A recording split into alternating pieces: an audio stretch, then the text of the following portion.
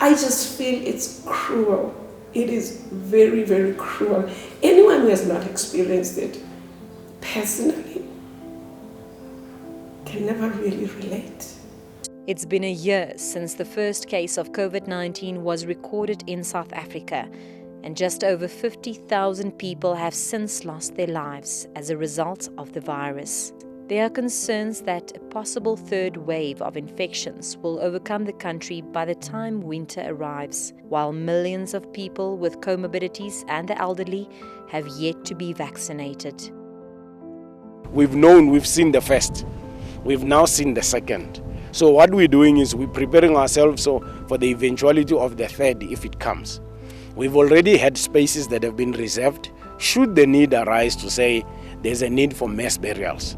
You know, there's a difference between mass burial and a mass funeral. Mass burial is like in Brazil where they were digging and putting boxes on top of one another. We had sites reserved for that kind of eventuality if it comes, God forbid. Here at the Avalon Cemetery in Soweto, one of the largest burial sites in the country, they say the pandemic has hit hard.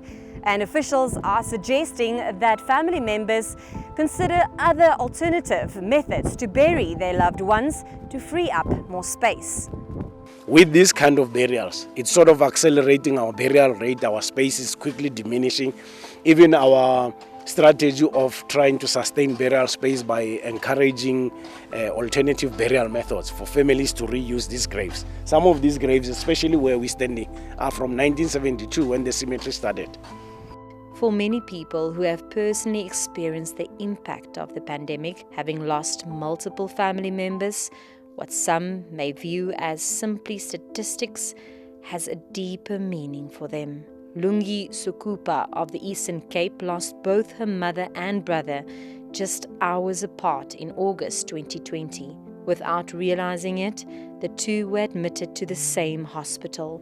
I don't even think we have grieved as a family, because it's like we haven't buried them, because you just go there, you watch this whole thing. It's like an out-of-body experience. You watch your people. Yes, I've never seen someone who's passed, but none of my family members have seen them. We don't even know who we buried, to be honest with you. Forget the coffins, if it's the right coffin or anything. We don't know who's there. We hope it's them.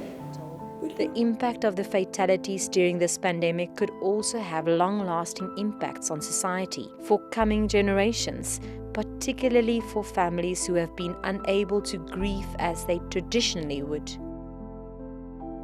One of the important elements in being able to cope with loss is mourning.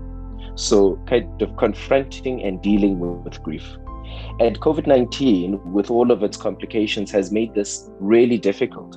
However, this is something that a person can keep in mind and communities can keep in mind, is that you may need to find ways to say goodbye, to have some sort of grief process and mourning process. And that is an important part in being able to mitigate against future risk.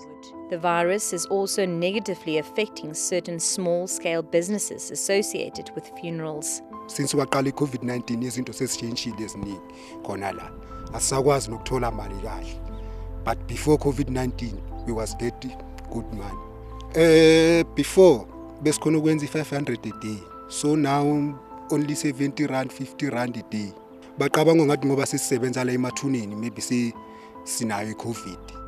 Government has indicated it aims to fast-track the vaccination rollout, especially to the most vulnerable, before the arrival of the anticipated third wave.